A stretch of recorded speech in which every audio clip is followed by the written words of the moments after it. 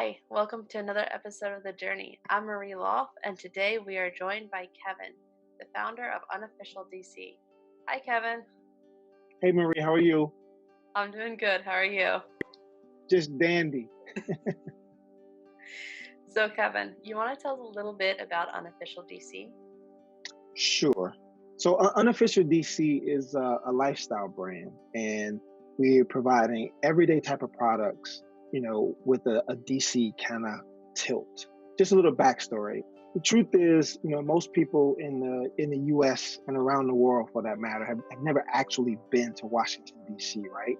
So all they know about the city is what they see on television and read online, and generally that's politics and dysfunction. Well, that's the official DC. So the unofficial DC is the DC that I know and that people who lived here or spent time here knows. And that is DC is a vibrant city with a rich history and culture. And most importantly, it has fantastic people. So our mission at Unofficial DC is to reclaim and rebrand the narrative of DC and have it be more reflective of how the city truly is. And that's the goal. And we're trying to create a sense of pride, right? And it's not just for the people that live in DC or were born in DC. It's really for people that are in the US, because in reality, Washington DC is not just my city because I live here. It's our city because it's the city that is the capital of the United States of America, right? And wouldn't you want the city that represents the country that you were born in or immigrated to be the city that everybody looks to? And so that's what we're trying to do. We're trying to reclaim that narrative. And instead of Washington, D.C. being known as, oh, that's where Congress is and all the monuments are. Oh, and people live there too? We're trying to change that and have it be more like, hey, Washington, D.C. is a great city. And by the way, Congress is there. That's what we're trying to do. So everyday type of products, hats, hoodies, bags, etc. Just things that you would buy anyway, but have something that's a little bit more sentimental. And that's what Unofficial DC is. Obviously, your passion for DC has driven you to creating Unofficial DC. But what exactly was it that was like, I have to do something to change the narrative? And why clothes? It was kind of like, when you travel, I've traveled a lot. I'm from South Carolina originally, so I go back down south from time to time. I've been to different places around the U.S. and around the world. And people, when they think about D.C., they think one thing, and they immediately like, oh, it's crazy in D.C., right? And it's like, actually, it's not.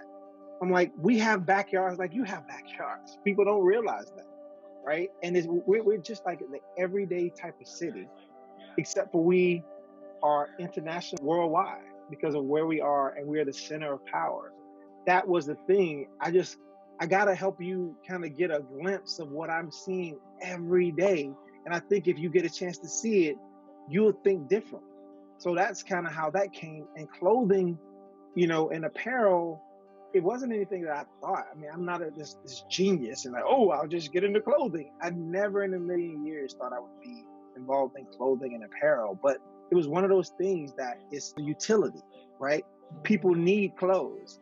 People need bags. People need hoodies and stuff to keep them warm, and jackets and everything, right? So it became one of those things. And years ago, I think I read something somewhere. Sometimes when you're looking for something, sometimes all you got to do is look right in front of your face, and there's the answer.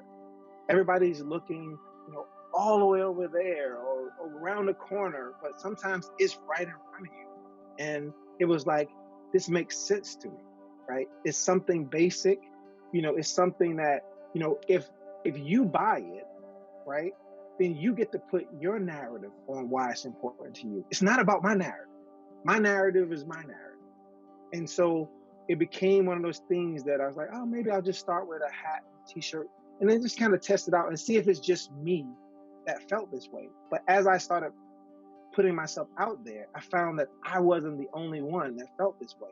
And other people that's from DC, that's from other parts of the US, that's from other countries, they felt the same way, and they wanted a symbol that they could, look at and think, oh man, that's my city. right? And it's my city, not just because I live here sometimes, because I may have only come to visit for like a year or went to school here for a couple of years and I left. But when I left, it's always a fond place in my heart for DC because I love it. It was an experience unlike anything else.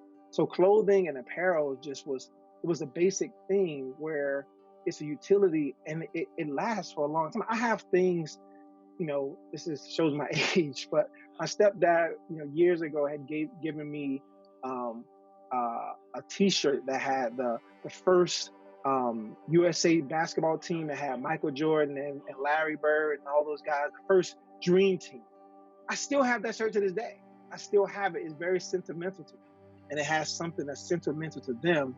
Then it has legs. It can live on past me because I just want to change it. Like New York wasn't New York. New York wasn't the New York that it is today. LA wasn't the LA that it is today. Like, if you go back to the late 70s or early 80s, it was completely different. And they changed the narrative, right?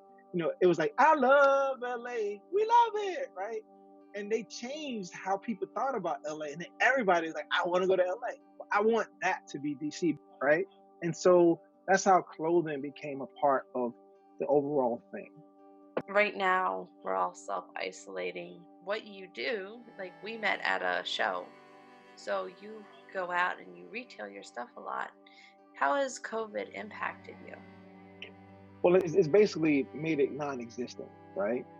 This was going to be the year that I was going to launch my website. I'm still going to do it. It's just the timing is just off now. Because the last few years, I've just been, fine tuning my message, validating my proof of concepts, making sure that what I'm doing and what I'm putting out there is not just something that I want, that other people like, want, and actually want to buy. So this COVID-19 really has kind of thrown a wrench. And, we were talking families and homeschooling and stuff like that. So it's been an adjustment. But I think it also gives you an opportunity to kind of step back, rethink your approach. I'm not afraid of what's going on. I see this as an opportunity. And I think the message that I have and what I'm trying to do is something that will probably flourish as we move to this next phase. People have been doing a lot of introspection, I feel, seeing where their life is and where they want their life to go. And those things that are sentimental, that matters to them deeply, aren't going to go anywhere. I think it's just going to be magnified. And the love of something, which really Unofficial DC is just about love, something bigger than yourself.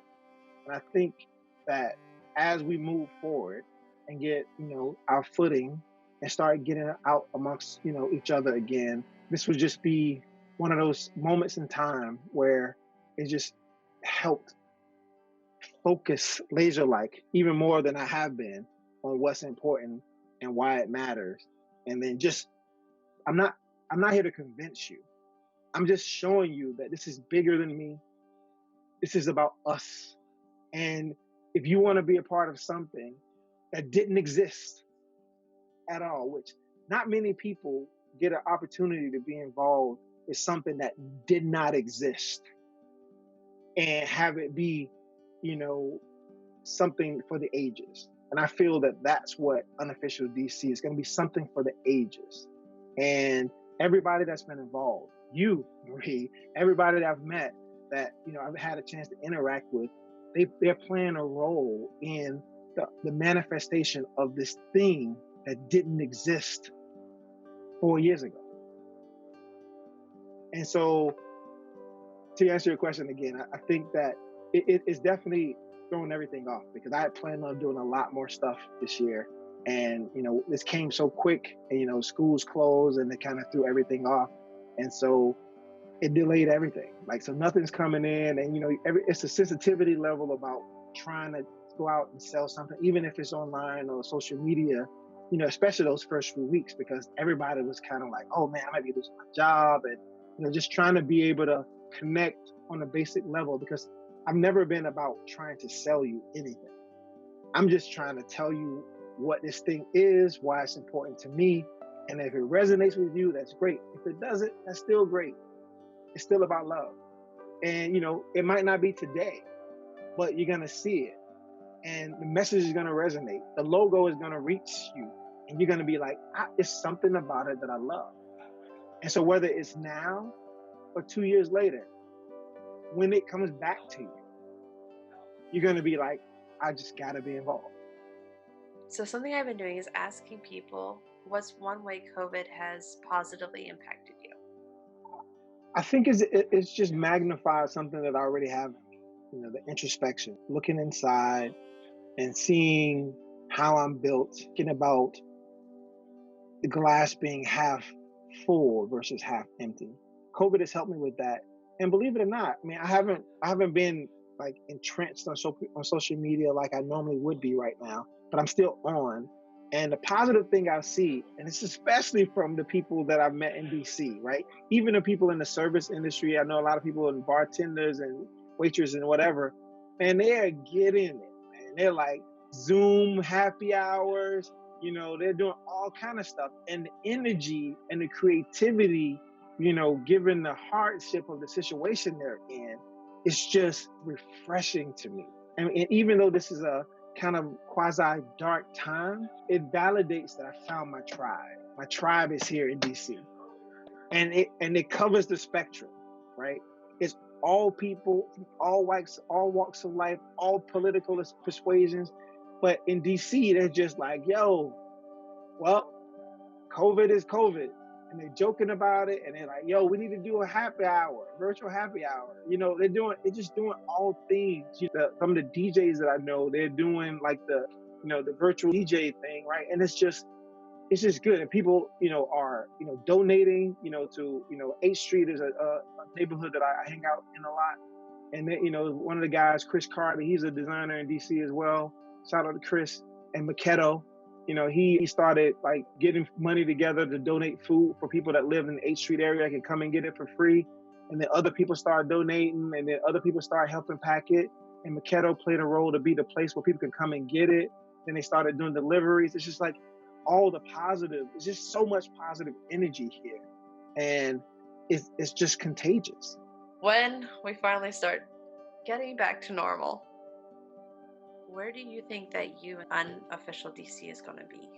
And I think that, being put in this situation kind of makes you think outside the box, which, I mean, I've been a person that's been thinking outside the box for a long time. Hence the reason why I'm in the box that I'm in now, which is Unofficial DC, is that I have a philosophy. I feel that in my life, I'm in a box. I think really everybody's in a box in some form or fashion. We're in different boxes, but we're in a box. And my goal in life is to get to the closest outermost edge of the box and break free of the box so I can get to the next box. And I'm going to keep doing that until I no longer exist. This COVID thing happening, it made me think about opportunities that I hadn't been thinking about or I thought about, but I wasn't like going to pursue. But now, because it's downtime, it's like, maybe I should pursue it. And this may be another opportunity to make what I'm trying to do that much better. I envision probably within the next few years, once I launch the website, then it's out to the public. Because for the last few years, you could only get it if you got it through me, right? At an event, or you happen to DM me and I was like, if you live in DC or live local, I can make sure you get it. And so it'll be introduced to the world and people will be able to get it when they want to get it. Once that happens, then I can focus more on spreading the message. This is not just, for someone that's in DC. It's not just for someone that's in the US, because I've had people come to my booth from different parts of the world, right? And the message resonates because you got to think about it. The US is a beacon of hope for a lot of other countries that aren't as fortunate as us, right? So this is just a blueprint, right? That can be replicated in other places. And we can be that little shining star, right? Whether they change where they're from or they decide they want to come here and do make their own American dream. It's a beacon. It's a beacon of hope. And, I have a vision of, not just being in the clothing and fashion industry, but doing things that will help society and help this community and other communities but I have to maintain my laser-like focus on trying to make this something that resonates with people, and then I can translate that and leverage that. Everybody's saying, oh, well, maybe the government can do this, but there's experimentations that can happen, with people that have resources to experiment in their own community to see if they can affect change in the community with regards to poverty, or literacy. And so I see a big picture. I want this to matter, and I want to leave a legacy and an example for other people that if you can be positive, even if you're gonna hit some road bumps, that if you find something that you love, you can make that something special, and you can spread that love to other people. And again, it all goes back to love. It's just about love of something bigger than yourself, and that's where I am. That's where I'm going, and where I end up with it, I don't know, but I know it's going to be someplace that's positive, and it's going to have a serious effect on people in general. You keep saying like love on your unofficial shirts and your hats. In fact, you're wearing one of them. Yes. There is a heart inside of that brand. DC's flag is 3 stars and 2 bars. I should hold on. Can you see that? I see it. This is homage to the DC flag. So in our logo, we kept the 3 stars. We took 1 bar and made a D, the other made a C, and wrapped it in love. And what we're trying to do is spread love of the city, love of the culture, and love of the people. That's what the logo stands for. People see so many things when they see it. It goes back to what I said earlier. It's like, if I buy a t-shirt and I love it, I dictate why I love it. I love DC for the reason I love DC. You love DC for the reason you love DC. But the fact that we both love DC is a thing that we have in common. And once you have something in common, then what you can build is unlimited. Example, I'll use a football analogy. If you are a Washington Redskins fan, right, and you go to Cleveland, Ohio, right, you're going to see the Bengals, you're going to see Cleveland Browns, right? But you want to see a football game on Sunday. And so you go into a bar. Everybody either got, if you're in a Browns bar, they got the Browns on. If you're in a Bengals bar, they got the Bengals on. But there's one table that has like 2 or 3 people that have Washington Redskins jersey on. They're automatically your tribe. You don't know them from Adam, but you know what? They're fans, you're fans, you're good. And that's what this logo is about. If you think about New York and LA again, and I don't like to talk about it too much, but if you go to New York, you can't walk around 15 minutes without seeing someone that has a hat on that has an NY or something that says New York. Go to LA, same thing. Go to San Francisco, same thing. DC doesn't have that symbol. And you can't tell me the Washington Nationals, because the curly W, I love all sports franchises in DC, right? I'm supportive. But the curly W is also Walgreens, right? And so it can never be the symbol for the city. As a side note, I feel that no city's logo or whatever should be dependent upon a sports franchise, because they can leave. What happened to Baltimore Colts? The Baltimore Colts left. What happened to the Seattle Supersonics? They left. The Los Angeles Raiders, Oakland Raiders left. They can leave. So our identity should be, I want this to be the North Star for the city. So our identity should be bigger than any sports franchise, and the franchises fall underneath that. And that's what this is. That's what I'm trying to create. I'm trying to create the North Star for DC. And that's what the 3 stars and the heart and the DC is about. It's a beacon. It's a beacon of hope, a beacon of love, and that's what we're going for. It's basic. It's basic. As we start transitioning to the end of our podcast, for people that are listening, what's something that you wanted our audience to hear? Believe it or not, I think a lot of what I've said is what I say and what I would want them to hear. The only difference is we have capital in our backyard. We have these monuments that represent however many years from 1776 over the existence of the United States of America, right? We have those things, but that makes us unique. But our daily life is not about that. Our daily life is about the same things your daily life is about, right? We're worried about our kids. We're worried about our schools, our neighborhoods, our streets, and all. It's the same thing. So when people think, oh, you got to be thinking about politics all the time, no, we don't. Most of the people on Capitol Hill don't even live here. They come to visit 3 days a week. We don't focus on that. We may be a little more in tune than most other places, right? But we're just like everybody else, except for we are special because we're the capital. If I had to impart one other thing out to all your listeners, is that, you don't have to go to Paris or New York or Chicago or LA to see, or even Italy to see the world-renowned artists' work, like Picasso, Degas, right? Or Van Gogh or Monet. All you got to do is come to DC, and you can spend 5 minutes or 5 hours in the museum, and you don't have to pay. Can't do it in New York, can't do it in LA, can't do it in Chicago, can't do it in Paris, can't do it in Italy. So you might as well just come here and see all those things and enjoy the city that represents the country that you live in, that you were born in, that you were immigrated to. And a side note, you're paying for it anyway. Your taxpayer dollars are paying for the museum. So you might as well come and get your money's worth, right? I know that you've had a long day. No worries. Hey, thank you so much for getting me out of my shell. I don't know if you could tell, I was extremely, nervous and very, very shy. I mean, you did a fantastic job. I really enjoyed the conversation. I enjoyed your questions. I appreciate you giving me an outlet to talk a little about this thing that I love, which is DC. This place that I love, which is DC. You should come and check us out.